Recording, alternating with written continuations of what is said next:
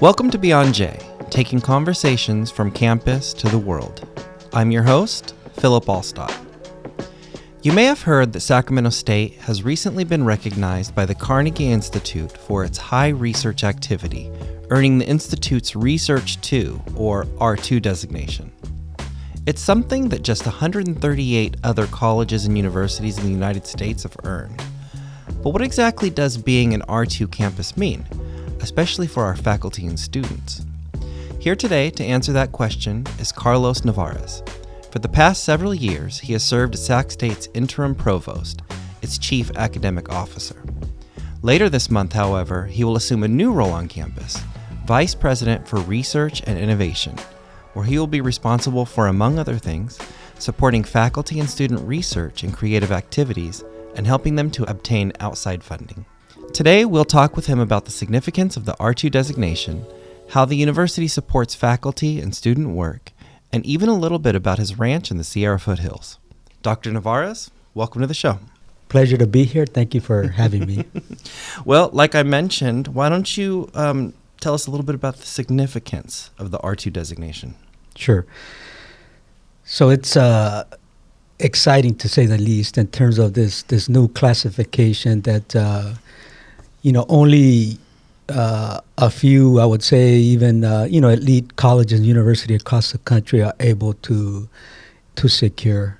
We're, as you stated, we're one of 39 across the country, and that includes, over 1,000 colleges and universities. Mm-hmm. So the R2 is the classification that we just secured, and basically to get granted that classification, you have to have secured over $5 million research and development funds, as well as been awarded 20 or more research doctorates.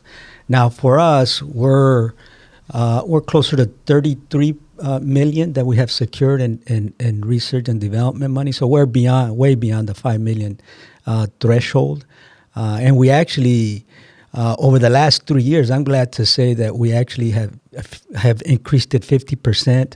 And just in the last year, we had increased it 21%.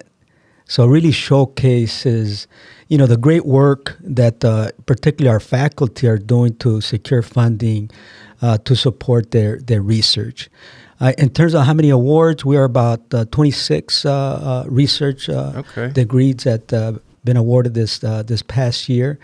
And I'm excited in that we have 4 doctorate degrees, just one that is research-oriented, but there's already plans and proposals being submitted to actually offer more doctorate degrees across all disciplines, particularly in the STEM area and also in the health area. There's legislation that just passed that now allows us to offer doctors across disciplines. So as long as it doesn't compete with the UC, then it's a go. So we're excited in that we'll continue to bring to scale the offerings of doctorate degrees. Getting back to your questions in terms of, what are the benefits? And let me start with this. I think the question we've got to ask ourselves is, why is this so important in terms of getting this classification, and why is research, so important? I would say research is it's a heartbeat, I would say, of innovation and progress.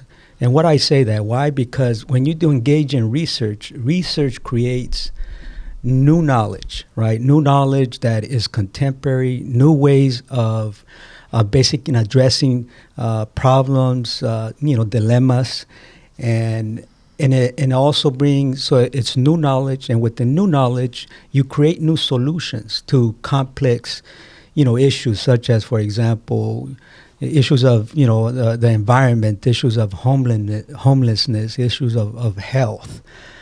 So it creates solutions, and it also creates, I would say, critical thinkers, in that when you engage in research, you're basically thinking, and when you're confronted with an issue, you're being taught how to think, right?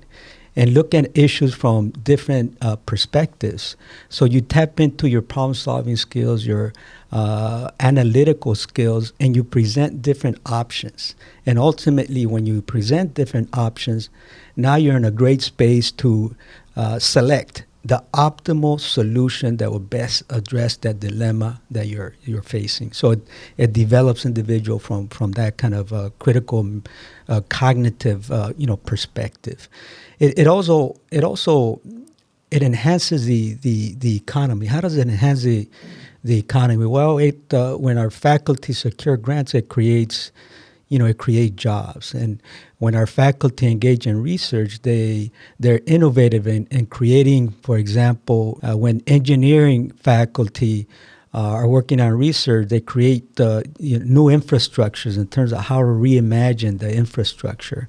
And they're in front of the latest issues like AI in terms of how that can be used to guide our respective disciplines, and it creates ultimately products too that can enhance innovation in the economy. Now, with these new classifications, it brings a balance, and that's what I'm most excited about. And now that, let's give credit is doing, that is that our faculty, particularly our faculty, with of course the support of our staff and even our students are engaging in this work.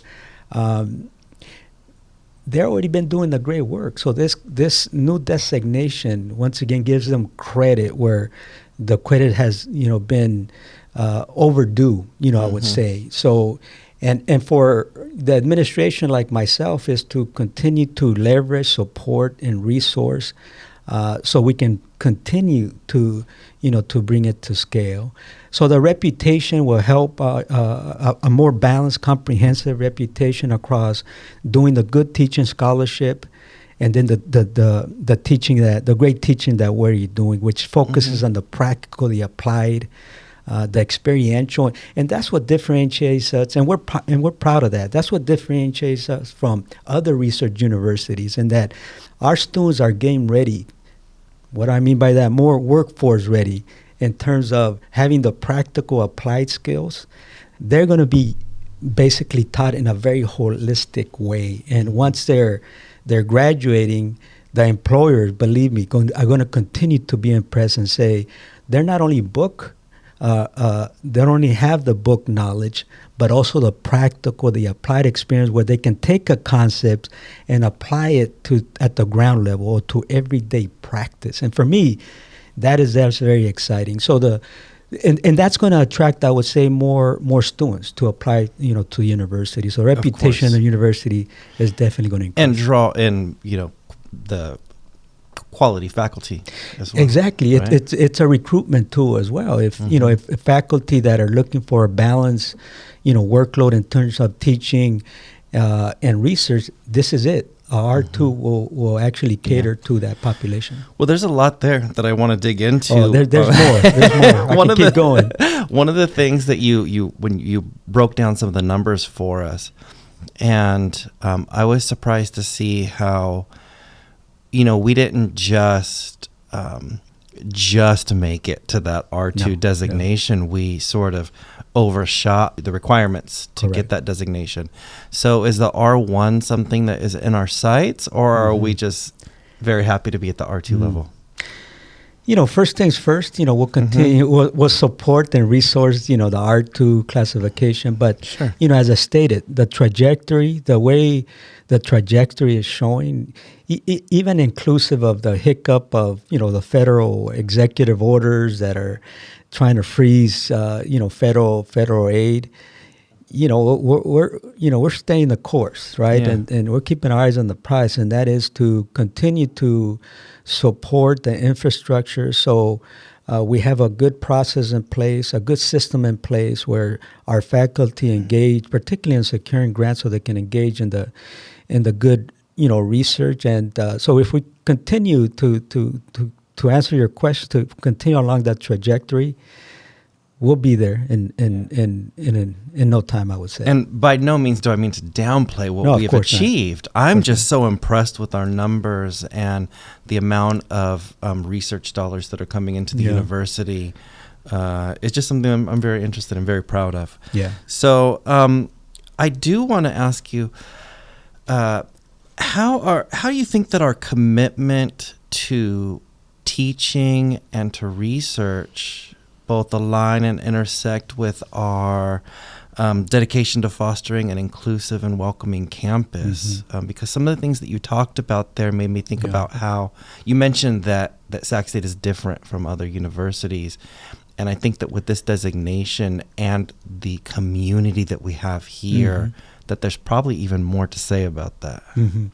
Yeah, a lot more. I would say, and one of the things that that we're emphasizing with this new designation, and we're very intentional about that, and talking to President Wood, him and I are fully on board in that we want to be known as a different type of high research activity R2 institution, and an institution that involves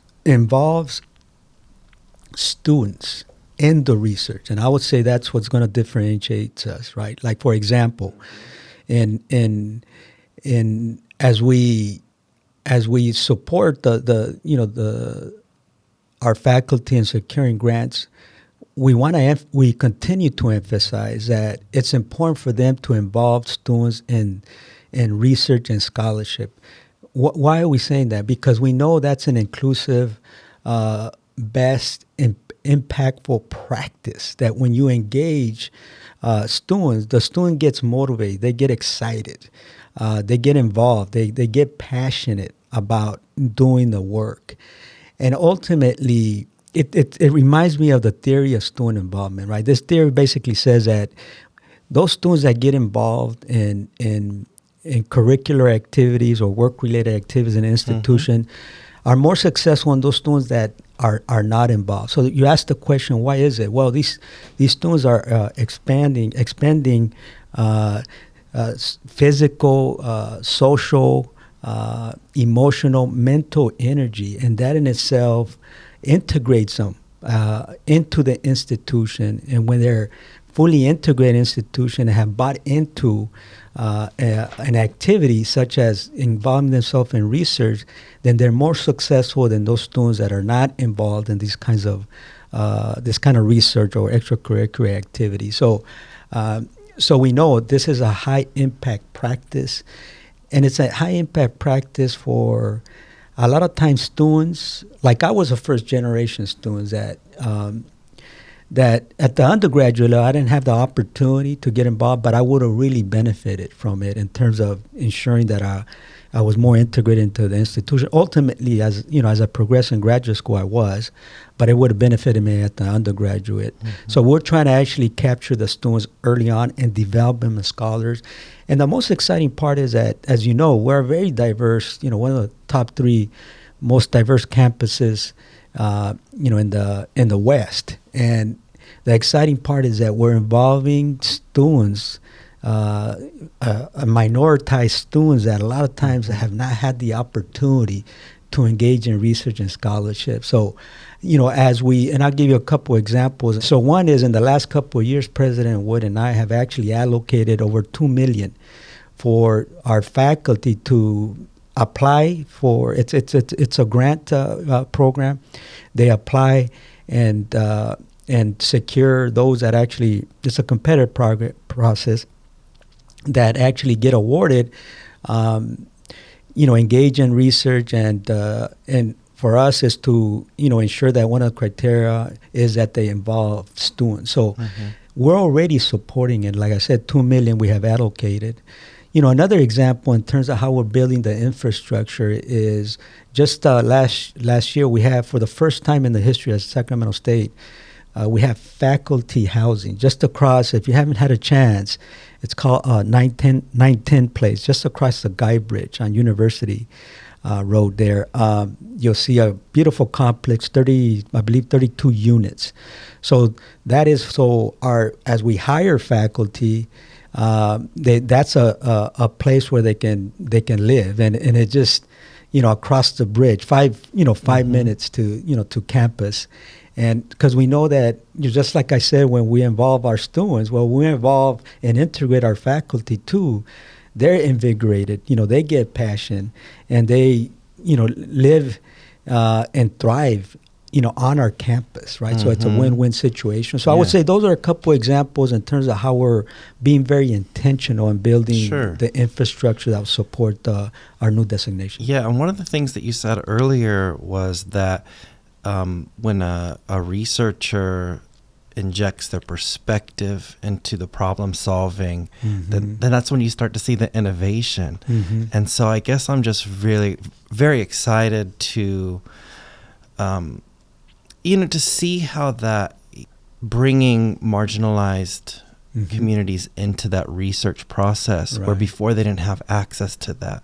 So now you talk about their perspectives going into this problem solving, then the innovation that can come out of that is just, to me, it sounds magnificent. While we're on the topic, are there any exciting research projects that are taking place on campus now that you're very proud of or that we should know about? There's multiple. I hate to single one or two out, but I can provide some examples of, I would say, notable research that is taking place here at our campus, across disciplines. For example, in the STEM area, science, technology, engineering, mathematics, you have the Center for Interdisciplinary Molecular Biology is conducting groundbreaking work on drought-resistant plant varieties, particularly relevant to California agricultural needs. That's one. Another example within the STEM area is the computer science department has several AI and machine learning projects focused on predictive analytics for urban planning. In the area of health and social sciences, you have the School of Nursing is pioneering work on telehealth implementation in rural communities. Psychology, within that same field, you have psychology researchers are studying trauma-informed approaches to addressing homelessness. Very, very timely topic. In the area of environmental studies, here's some examples. The Aquatic Center is conducting research on watershed management and water quality in the American River. Researchers are studying sustainable forestry practices to prevent wildfires in Northern California. Once again, very, very timely. In the area of humanities and arts, you have the Center for California Studies is documenting oral histories of immigrant communities in the Central Valley. Within that same discipline, you have the arts department exploring digital preservations of local heritage. And then also communications researchers are studying media literacy and disinformation. This is one of the reasons why Sacramento State continues to be on the rise as a premier research institution. Right. I appreciate you coming by and sharing the information about the designation and about research on campus. That's something that we're definitely interested here on the show. But maybe just give us a bit about your academic journey and how you got here to Sac State. Sure. Not sure if we have the full time for that, but I'll shorten it. Okay. Actually, I was first generation college student myself. Proud to be a graduate of our California State University system. Yeah. I actually landed at Fresno State. But prior to Fresno State, I actually started at Modesto Junior College. So I'm also a product of the community college system.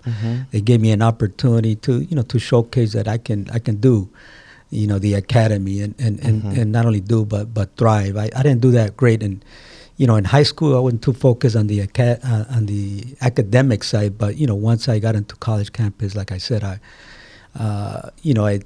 was passionate about it. I gained my passion in terms of the subject matters and just kind of took off after that. And one of the things that I was always it wasn't only the academic side, and I would encourage our students to get involved, like I said earlier, with the extracurricular activities, and I did. Even at the beginning when I started community college, I was always one that was involved with student activities.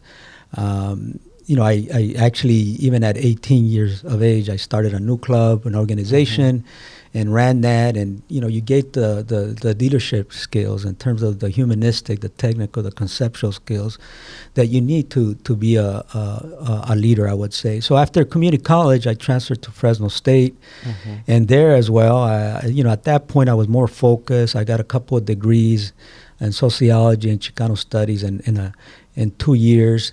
I also started an organization there, so I was always looking for developing programs, developing organizations, initiatives, and that's what really drove me. And so I developed an organization there called Chicano Empowerment.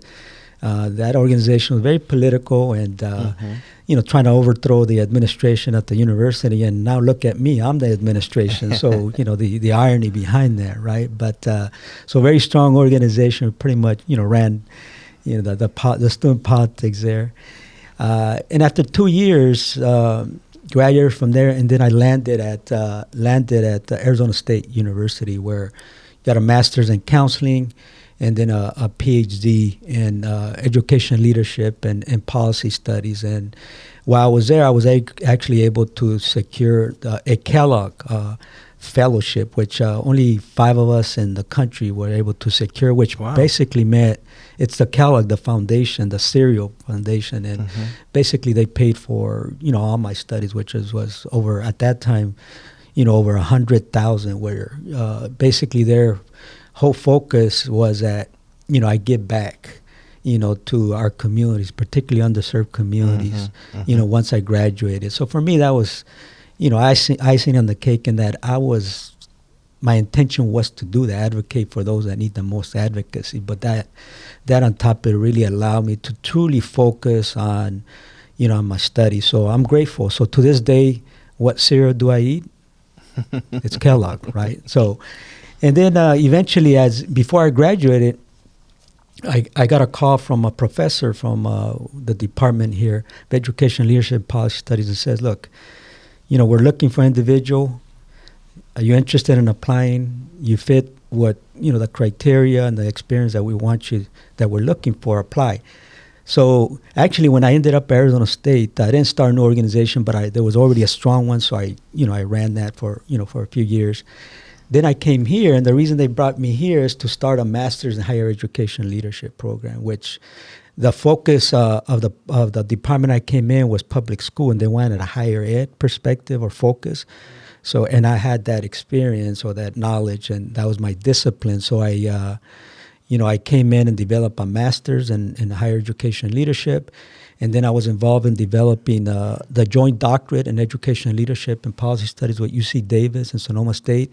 And then ultimately I was involved in taking the lead and in developing our first independent doctorate program in education leadership and policy studies. So that was a first here at Sacramento State. So as you can see, there was this trajectory of wherever I've been in all different positions is starting new programming. And even to this day in this position, I'm always looking to, basically be innovative and challenge myself to think critically outside the box and say, what's working, but as important as that, where are the gaps and what do we need to create to ensure that we're always bringing to scale and providing the support that we need for our students. And I'm glad to say in my last 3 years as provost and working with our faculty, our leadership, our numbers, independent of the financial challenges that we have had, our enrollment, continues to increase. This year we met our target. We're 4.1 above target, which is huge. Just one last thing I want to say. I was so grateful in terms of starting at the community college because I'm a strong advocate of community colleges, in that I've written 4 books on community college leadership. Actually, these 4 books have been co-authored by our President Wood. Really? Yeah. So I would like to ask you some lightning round questions. I understand that you live on a ranch here in the foothills. I do. And so I just wanted to know, what's your favorite part of being up there and having that experience? I would say all of it. It's really, it balances, my work. The pressures of the provost are I would say immense. So when you get home and the best way to decompress is to, for example, get on that tractor and start digging stuff, or turn on that log splitter and start splitting wood. Or my latest toy is a stump grinder, right?